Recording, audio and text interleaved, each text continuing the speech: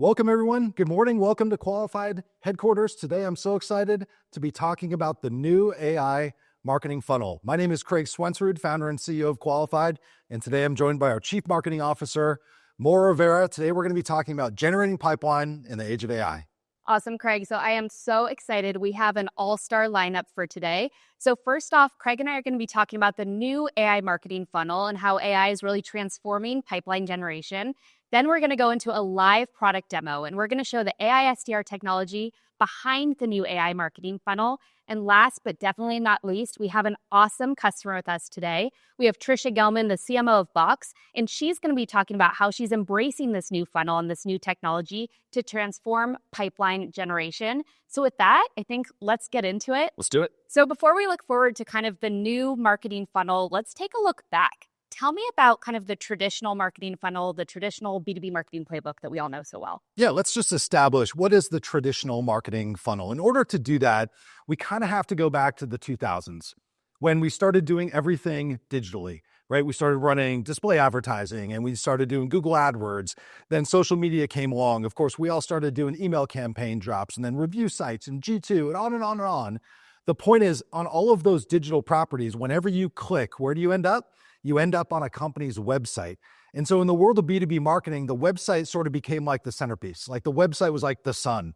And so what did we do to capture demand from all of that traffic that we were generating from all those campaigns that we were running?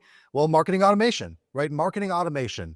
We started putting forms across our website and presenting offers, whether it was a content offer, a requested demo offer, a free trial offer, or a contact sales offer. We even started doing live chat. And of course, all of these things that we started doing across our website, the whole goal was to capture demand and generate leads. We took those leads and of course, we put them in our marketing automation system. But then in order to decide which were the ones that we could actively work to generate pipeline, there was a kind of another filter, the definition of an ICP, ideal customer profile. Every company might call it something different, but the concept is really simple. Of all of those leads and all that demand that you generated, which ones are right for your business? Which ones would you actively sell to? So think about it this way. If your company only sells to large enterprises and you get kind of an SMB that comes to your website and fills out a form, right? You have to kind of throw that away. If you only sell your product in the United States and then somebody comes from another country, well, you wouldn't sell to that company, so you kind of got to exclude that. Everything that's left over are the ICP leads or the qualified leads that your organization can then go work to turn into pipeline.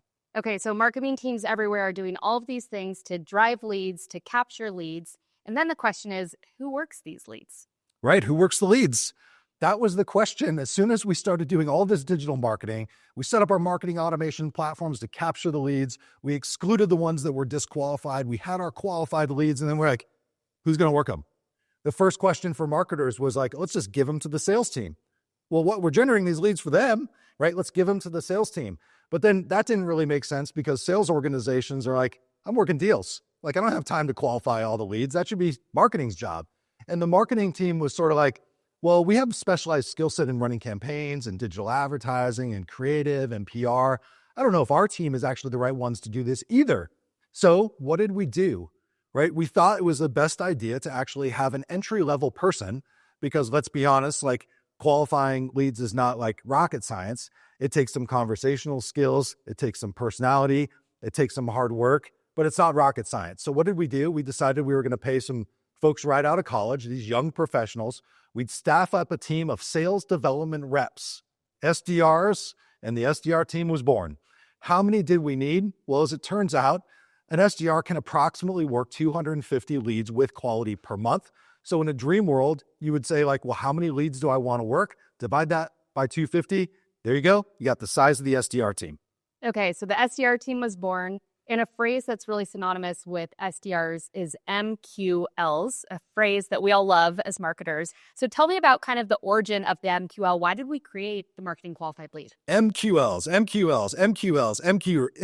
15 years of marketers saying MQLs. So why did we invent this term? Or why was this term invented in our industry? Well, as it turns out, we paid these SDRs money. Obviously, we hired them. We paid them a salary. We wanted to get ROI on that investment. So we said, let's just have them work the highest quality leads, the ones that are the most sales ready. Let's have them work the leads with the highest propensity to buy. So which ones are those actually? Now it's different for different companies, but just let me give you an example. So it would be typical that a marketing team and an SDR leadership team would sit in a room, they would get on a whiteboard and they would say like, what are the best leads? Typically it looks something like this. Live chat, those leads are always awesome. Talk to sales on the website, definitely include those. The occasional 1-800 phone number, I don't know, do people really call the phone anymore? But yes, those are good too. Okay, then maybe it went to the contact sales form, the requested demo form, the free trial form, and at some point in your list, you drew a line and you're like, that's it. Above this line, those are the highest quality leads. Those are the ones with the highest propensity to buy. Below this line, I don't know. So leads from owned events, maybe if your organization runs a lot of events. Leads from sponsored events, nope. Surveys and quizzes, nope. Content downloads, nope. And so the MQL became the contract between marketing and the SDR team that says, if I generate these leads, you will work these leads. And there we had it. The traditional marketing funnel where marketers generated leads and ran campaigns. SDRs worked the MQLs. And then what did they try to do? They tried to qualify those leads and book meetings for their sales executives, which turned into pipeline. Okay, so you just laid out kind of the traditional marketing funnel. Marketing's doing all this stuff. SDRs are born to work those MQLs. They pass them on to account executives. So talk me through kind of a day in the life of an SDR. How are SDRs working these marketing qualified leads? What does that look like? Well, for the past number of years, SDR organizations have typically done two things. And it's important to note, what we're talking about here is the marketing funnel. All the leads that come inbound to our company. So for those inbound leads, what does an SDR do? Well, they typically do two things. One is they sit on the website in some kind of app and they do live chat. It's actually incredibly powerful when you can have a real conversation with an engaged, qualified buyer in the moment that they're showing intent and book a meeting for an account executive. Totally magical.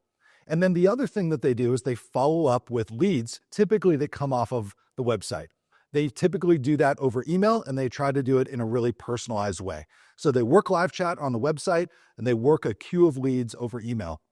The most important thing in our industry, something that we've been preaching, and there are like billions of studies now in B2B marketing that say speed to lead really matters. It really matters. It really matters. 78% of buyers go to the vendor that responds to them first. You have to be there in the moment. So let's take a look at like live chat on the website. Instant response is required. You have to be there when the buyer is there. But the problem is, for human SDRs, they don't work around the clock, or it's not financially viable for us to actually staff a team to make that happen. They actually are missing inbound leads because maybe they're working on another app. So somebody comes and wants to have a conversation. Oh, we missed them, right? You ever hear that? Now, we can't expect these young professionals to be product experts, can we? They're like 6 months on the job. How can we expect them to know everything about our products and everything about our company and everything about our customers? It's impossible. And no matter how good the person is, no human can multitask. We can do one thing at a time. We can barely do two things at a time. We certainly can't do three things at a time.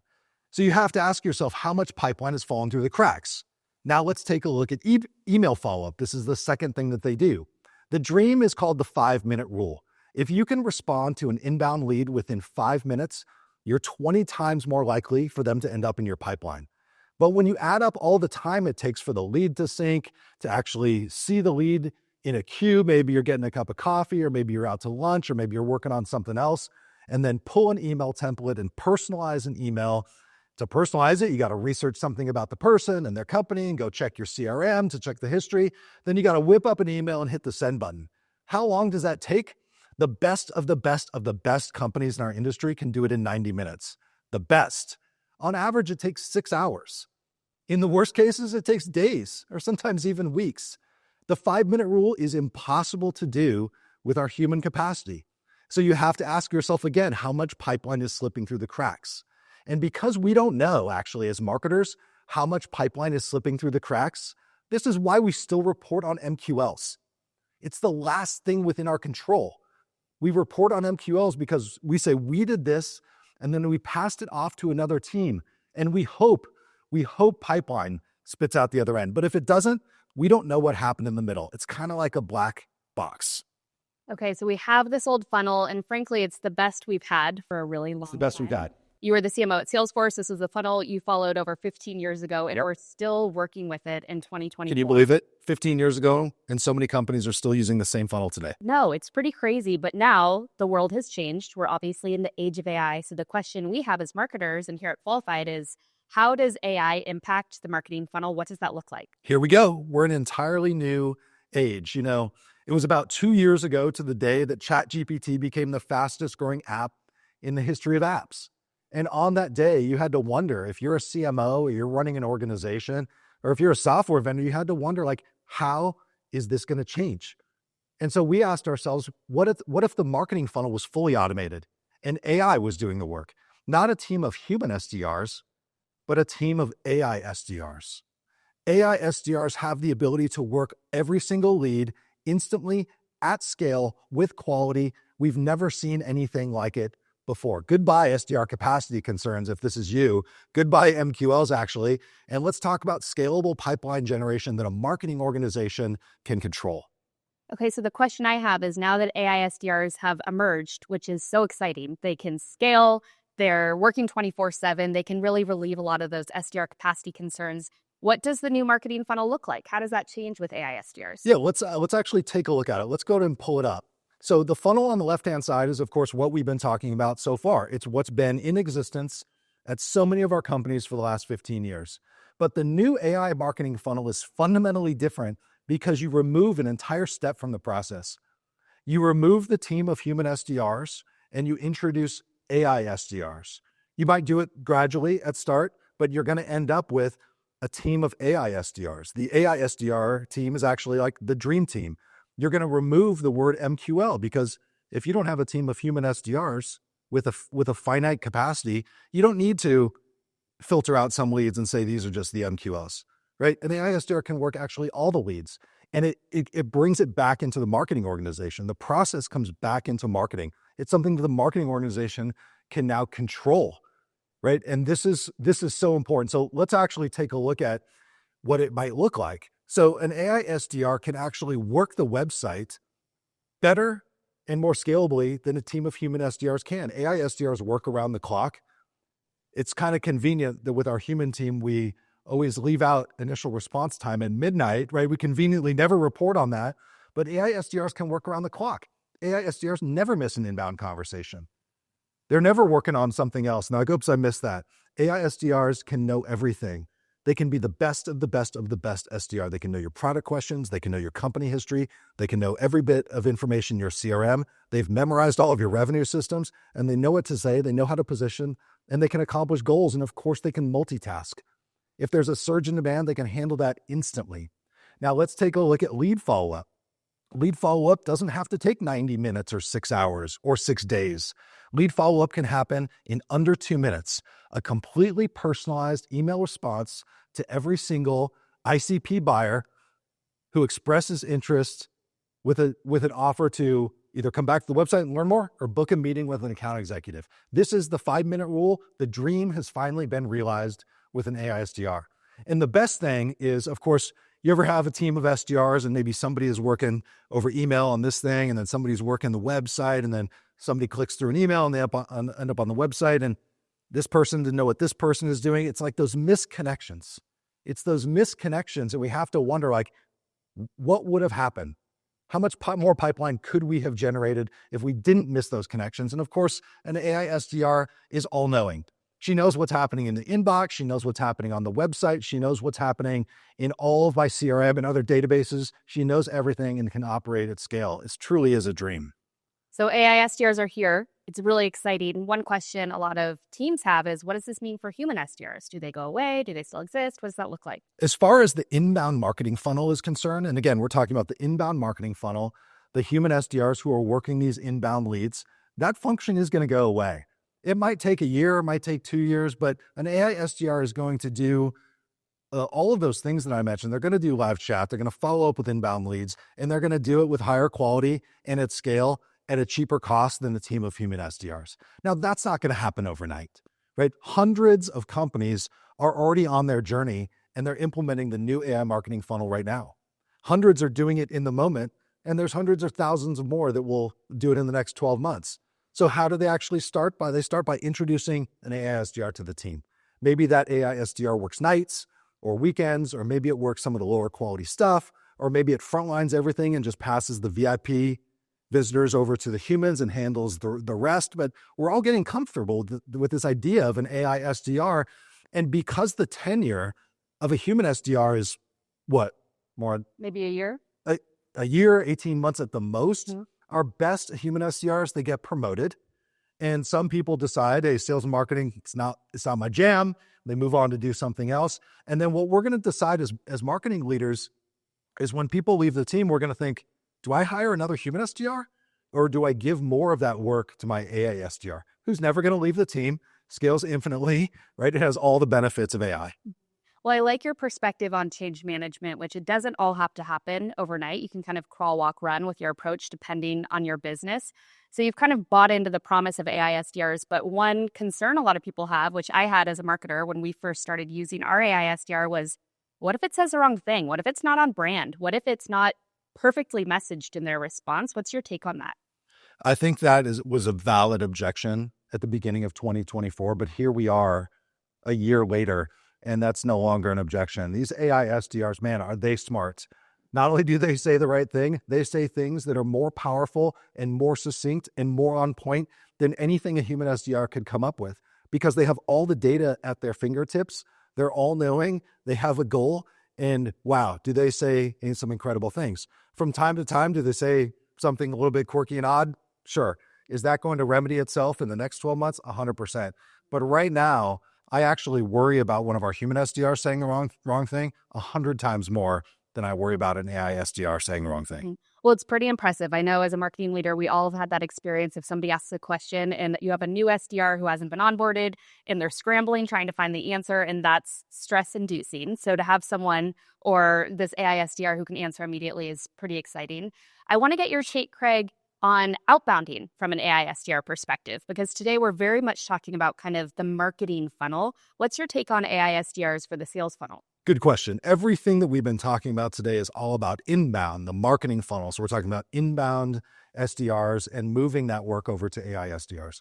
There's a whole nother function, which is outbound prospecting. Some companies call those BDRs, but some companies call those SDRs too. So we're not talking about outbound prospecting in today's presentation about the marketing funnel. But of course, AI is making some significant inroads into that function as well. So we're squarely focused in the marketing funnel. That's what we're talking about today. And a question on everyone's mind is, okay, what does this mean for my marketing automation platform? Do I still need it? How does this work with it? What are your thoughts there? Well, the marketing automation platforms have kind of been the ones that invented the traditional marketing funnel. So are they going to go away? Not anytime soon. But if you fast forward a year or two, when companies are kind of fully have embraced the new AI marketing funnel, yeah, I think we start to question the need for marketing automation, 100%. It's exciting. So I think you kind of laid out the old marketing funnel, the need for MQLs. Now we have this new funnel, the AI marketing funnel. The question I have is, what are the metrics that matter in this old funnel? If you're not holding yourself accountable to MQL, what are you holding yourself accountable for? What is this unlocking from a metrics perspective? Well, I think every CMO and VP of marketing always has the pipeline number on their dashboard, right? They always have the pipeline number. But right next to the pipeline number, they have the MQL number. And I've never seen anybody across the organization who's a C-level executive care about the MQL number. You ever sit across the table from a CRO, and when you say MQL, the CRO rolls their eyes? It's because they don't care. Nobody cares about the number of MQLs that you generate. The CRO doesn't care. The CEO doesn't care. The CFO doesn't care. Nobody cares because it's a meaningless metric outside of the world of marketing. Pipeline is, of course, the only thing that really matters. And the benefit of the new AI marketing funnel is that when you can take back control of what happens when inbound leads get worked, you become actually responsible for pipeline generation. And you can feel confident that the work that you're doing in your marketing organization is generating pipeline, and you can prove it. Well, it's exciting, Craig. The new AI marketing funnel is here. Before we go into the demo, any final thoughts about this transformation? Well, like I said before, this is business transformation. It's going to take time for every organization to make the shift. There are hundreds of companies that have already made the shift in 2024, and they're living in this new world right now. There are hundreds more that are doing it as we speak, that are somewhere on their journey.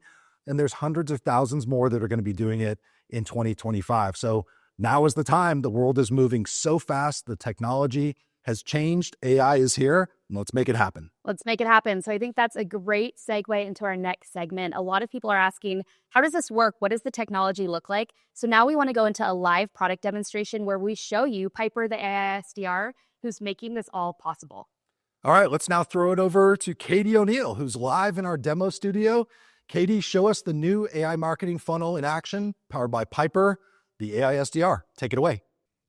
Hey everyone, I'm live in Qualified Studios and I'm super excited to dive in and show you the technology behind all of this that makes it possible. So for today's demonstration, we are going to be leveraging our customer Brex. They're an AI spend platform. And like many great marketing teams, Brex is running different initiatives across different channels to engage with their target buyers and drive traffic back to their site. So for this purpose, we are going to leverage this buyer persona, Corey Harris. She is the Director of IT Finance over at Twilio. Now, two things to note. The Director of IT Finance is typically a title the Brex team will be targeting as they're going after their prospects. And Twilio specifically is part of their top 1,000 account list. So definitely someone we want to engage with when she's on the site and really drive towards that conversion. So what happens when she's browsing on LinkedIn and she sees this ad from Brex that piques her interest? Brex and Naven, they're teaming up to create one solution for corporations. When she clicks through, of course, she's driven back to the website because it's the center of their inbound motion. And when she arrives, Piper is now dynamically changing the website to be geared toward conversion. And she's doing it specifically for Corey as a buyer. Well, before we dive into each of the conversion points, if we take a look at what Piper can see, we can understand that Piper can see that Corey's on the website. She knows it's Corey Harris from Twilio. And she has all this really rich insights from the CRM data, the marketing automation platform. She even knows what ad drove Corey to the website. So when Corey's there, Piper can now serve up a very bottom of the funnel offer. She's trying to drive her to BrexCon, register for this event. And behind the offer, Piper's also connecting into calls to action. She's connecting in this request a demo button. Now again, because Piper knew this is Corey, Piper doesn't need to send her back over to a form and have her submit that information again. When Corey clicks through the button, Piper can instantly look inside Salesforce, understand that Corey's part of the Twilio account, and understand which rep is aligned to the Twilio account. So now in this case, Piper's able to offer up Jane's calendar, who's the account rep for Twilio, and Corey can go through and book a time very seamlessly here. Now, let's say that Corey doesn't engage with the offer, and maybe she didn't book a meeting right there with the call to action. What we can see in the bottom right is Piper is there ready to work and ready to continue that conversation with Corey. First, she's greeting Corey in a very unique way. Hey, Twilio team, I'm Piper, your AI SDR. How can I help? And then she's sending a very timely secondary nudge that, again, has more personalization. I saw that you're interested in travel management from Naven. She, again, is referencing that ad that drove Corey to the website. And because Piper's been fully onboarded with all of Brex's company messaging and materials, Piper can now continue and answer certain questions that Corey might have. And not only that, Piper's been given rules of engagement. So she has certain guardrails. So she knows that she has to stay on track with the conversation. She can't answer certain things. And then finally, because Piper's really goal-oriented, she's part of the sales team. We want to make sure she's been given goals to drive meetings. So in this case, let's go ahead and watch what happens when Corey asks certain questions. Maybe she's curious, how does Brex integrate with other software? What Piper will do, this is just basic Q&A. Piper will answer these questions, and she'll be able to provide a great response that is based on all the onboarding that she's been given. She'll provide a citation out to the rest of the website, so if she wants, Corey can continue to navigate around. But watch what happens when Corey asks more of a nuanced question. This is my favorite part. When Corey asks, what does pricing look like? In the back of Piper's mind, what Piper knows, she can't answer specific pricing questions. So Piper will say, it's very dependent. And what she'll do is she'll offer up a meeting. Would you like to meet with one of the sales reps? Corey can respond yes. And just like we saw earlier, Piper's going to look inside Salesforce and offer up the calendar for the aligned rep here. This is a really great example of a paid ad LinkedIn click-through onto the website, very custom offers with the call to action driving for that meeting. And then finally, Piper is converting Corey in that messenger right here on the right-hand side. Now let's switch gears, and we are going to go over into our second use case, which is Piper in email. Now, for this use case, we're moving away from Corey as a buyer, and this is a brand new buyer. He actually is totally anonymous on the website. We don't know who he is quite yet. He hasn't filled out a form. He hasn't engaged with Piper. And for folks that are maybe more top of the funnel, he might be doing some research on his own, going to the product page, the solution page. He might head over to the customer page, understand different customers like his that have seen success with Brex. So as he's scrolling around, he might be more of an old school buyer. And what we all know is websites are still littered with forms. They're still littered with forms. And so as this buyer might go up to the contact sales form and fill this out, what we heard from Craig earlier is he might follow that very traditional process. So as I fill out this form and click submit, let's watch what happens with that traditional process. So this is Jimmy from Snowflake. He'll provide his email and all of his information. And when he clicks submit, again, if we go back into that process that Craig had mentioned previously, what we're going to see is Jimmy got that very standard message. Thanks, your information has been submitted. Maybe we'll let him know we'll be in touch later. And if we actually follow what happens to his lead, it's going to go through this process that we saw earlier from Craig. He'll fill out that form. It probably goes into a marketing automation platform first to get some sort of MQL threshold or hit some sort of MQL threshold. It will sync to Salesforce. By the time that happens, a sales rep will pick it up. They have to figure out what email template to provide. They'll customize and personalize the email. And by the time they follow up and send that email to the prospect, it's been a lot of time. Best in the industry can do it in roughly 90 minutes. Sometimes it takes hours. Well, watch what happens when Piper does this follow-up. If we go into Jimmy's email inbox, what we can see, Piper is now in his email inbox instantly. And not only that, it's highly customized. If I jump in here and take a look at the level of personalization that she was able to provide, we can even see it in the subject line. Let's connect and explore Brex's solutions for Snowflake. Hi, Jimmy. Thanks for checking out Brex. I noticed you were exploring our customer page. She's referencing his browsing behavior, what he had done on the website. I wanted to share this story about Scale AI that may be of interest to the Snowflake team. So understanding his industry, a case study that might be relevant to Jimmy as a buyer. And then because Piper's really goal-oriented, she's always going to provide this calendar link. This is great.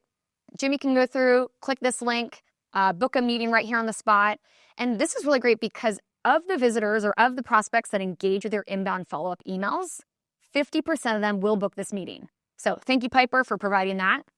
But what happens to the other 50%? The other 50% of buyers are actually going to go back to your website. So great. Let's see what happens when Jimmy clicks through her email.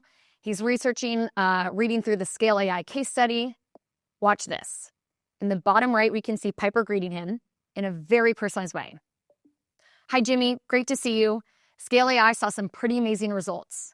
I know you were trying to contact our sales organization. Referencing that he had filled out the form, she knew it was a high intent form and he didn't convert on the site. She knew she had sent the email and he engaged with the email. Should we get that meeting on the books? So now what he can do is he can quickly type yes. We saw this earlier. She's going to quickly look inside Salesforce, understand which account rep is aligned to the Snowflake account, and present him with that calendar option. So he can go through, very quickly book this time. Again, this is use case number 2. Great example of a visitor on the website filling out a high intent form, not converting. So Piper was in his email inbox instantly. Now, when he arrives back on the website, she's able to convert him. So this is really the engine that's fueling the new AI marketing funnel. I'm super excited about it. Craig and Maura, I'm going to send it back over to you. Wow. Katie, that demo was so incredible. What we just saw was Piper the AI SDR engaging with qualified website visitors in real time, scheduling meetings, and that same AI SDR Piper doing fast, personalized email follow-up that really converts. Spectacular. So there are a few key things that we saw in that demo that make Piper the AI SDR so powerful. She's knowledgeable. She knows everything about your business. She has goals. She's working towards pipeline generation. Of course, she can scale. She can work 24/7 around the clock and respond instantly.